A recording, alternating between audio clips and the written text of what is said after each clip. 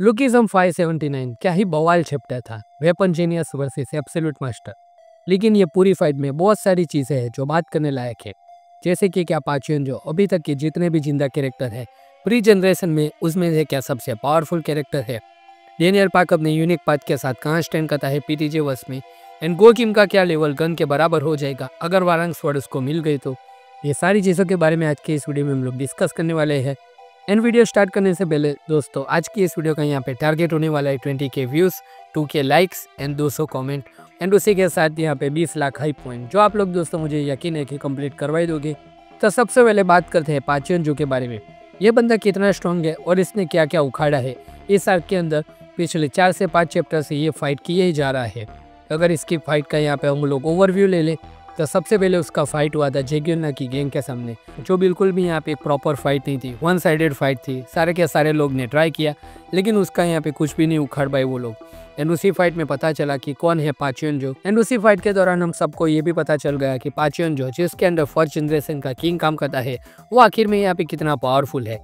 उसकी finger literally काफ़ी थी यहाँ पे जेग्योना की पूरी गैंग के लिए। और उसी फाइट के स्टार्ट में हमें ये भी हिंट मिल गया था कि वो एनको यहाँ पे सिमिलर है, जब उसने यहाँ पे पूरी की पूरी गैंग को चॉपस्टिक से मारा था।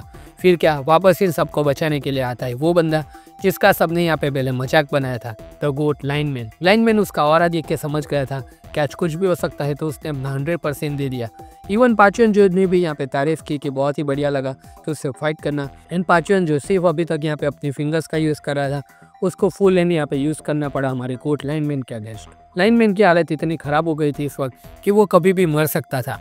उसके बाद आता है हमारे कहानी का main character the OG Daniel, जो स्टार्ट में पाचुएन जो से टो फाइट करता है, लेकिन पाचुएन जो थोड़ी देर में उसे ओवर पावर कर देता है। डेनियल पार्क भी अपना ट्रम्प कार्ड यहाँ पे रिवील करता है कि वो ऐसे ही यहाँ पे गन का मास्टरपीस नहीं कहलाता, वो गन की दी हुई एडवाइस यूज़ करता है। फिर एक बढ़िया कोकुशिन कराटे का मूव करता है और पाचुएन जो को उड़ा देता है। पाचुएन जो बहुत ही ज़्यादा गुस्से में कि साला क्या ही अटैक था ये, मुझे ऑलमोस्ट यहाँ पे इस बंदे ने सरप्राइज कर दिया था। उसके बाद क्या पाचुएन जो ने यहाँ पे डेनियल पार्क का कुत्ता बनाना स्टार्ट कर दिया। ओजी डेनियल के यहाँ पे माशू का हाई यूएल भी बीच में आ गई उसको बचाने के लिए। एंड इसकी यहाँ पे पाचुएन जो ने बहुत ही ज़्यादा खराब हालत कर दी। और ये देख के कौन सा हीरो शांत रहेगा, ओजी का पाथ यहाँ पे अनलॉक हो जाता है एंड वो अपनी हिडन पाथ को अवेकन कर देता है। फिर पाचुएन जो का एक भी अटैक हमारे ओजी डेनियल को छू तक नहीं पाया। बदले में पाचुएन जो, जिसके पास confirm speed, strength and endurance की मास्टरी है, उसको डेनियल पार्क ने इतना मारा कि उसका पूरा का पूरा बॉडी स्ट्रक्चर बदल लिया। मार के ऐसा हालत कर दिया कि वो बंदा कभी उठ भी नहीं पाए। ओजी डेनियल खुश था कि चलो ये बंदा निपट गया, एंड वो भी अपने लिमिट पे आ गया था, अपने घुटनों पे। एंड हाई यूएल उससे मारे उससे पहले पाचुएन जो ने फिर से बता दिया कि वो क्यों चाइना के 7 स्ट्रॉन्गेस्ट बंदों में से यहाँ पे एक है। इस बंदे के पास अब भी खड़े होने का विल पावर था, वो अपने आप को उठाता है। एंड इतने सालों से जो उसने एंड्योरेंस की यहाँ पे ट्रेनिंग ली थी, ये उसी का नतीजा था। इन एंड्योरेंस ट्रेनिंग की वजह से पाचुएन जो अपने ब्लड का फ्लो बहुत ही ज़्यादा तेज कर देता है, जिससे उसकी बॉडी अपने आप थोड़ी तरीके से हील होने लगती है। लेकिन इसका सिर्फ एक ही डाउनफॉल था कि वो बंदा काला पड़ गया था। यही रीज़न था कि सारे के सारे लोग उसको डार्क क्रोकोडाइल बुलाते थे।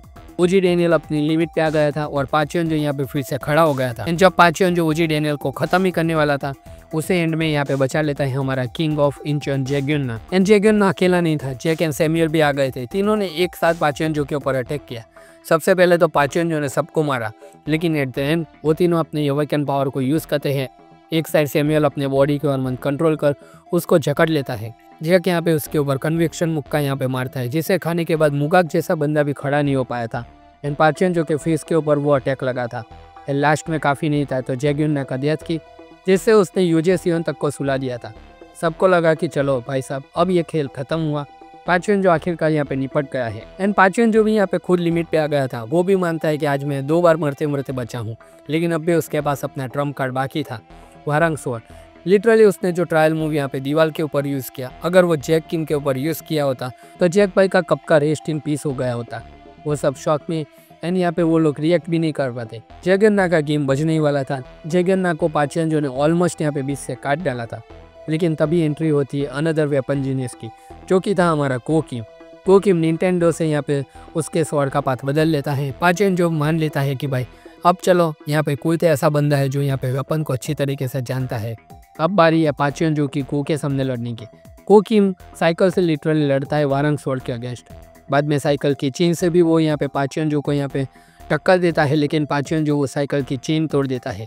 वो अपना सब कुछ दे देता है इस फाइट में। 4 स्वॉर्ड टेक्निक जो कि यहाँ पे अब तक की यहाँ पे सबसे एडवांस लेवल की स्वॉर्ड टेक्निक मानी जाती थी, लेकिन पाचेंजो अपने आप को सक्सेसफुली सारे के सारे अटैक से डिफेंड कर लेता है और को बहुत ही बुरी तरीके से पाचेंजो इंजर कर देता है, वो भी एक नहीं 3 घाव देके।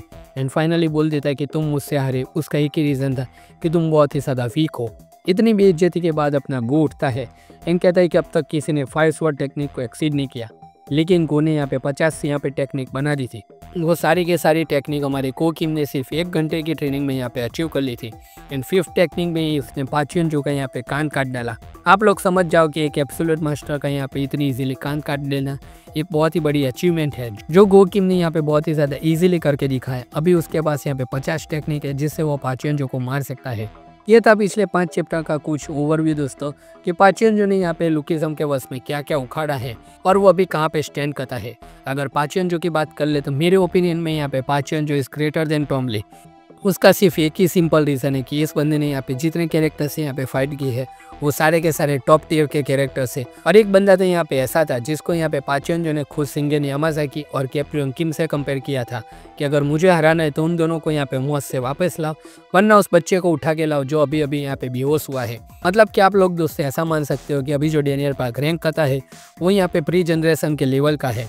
अगर पाचेंजो ने उसके टक्कर लेने के बाद भी अपने आप को यहाँ पे उठाया है और अभी भी हमारे वेपन जीनियस को किम के अगेंस्ट फाइट कर रहा है, उससे पहले भी उसके ऊपर यहाँ पे सैमुअल, जैक और जेगियोना ने अटैक कर दिया, फिर भी वो अभी भी वारंग स्वॉर्ड के साथ लिटरली फाइट कर रहा है, तो वो बंदा एब्सोल्युटली यहाँ पे टॉम ली से यहाँ पे ऊपर का लेवल का है। अगर उसने वारंग का दोस्तों सबसे पहले ही यहाँ पे फाइट में यूज़ कर लिया होता तो इंचन में इनकी बॉडी को उठाने के लिए भी कोई भी बंदा नहीं बचता।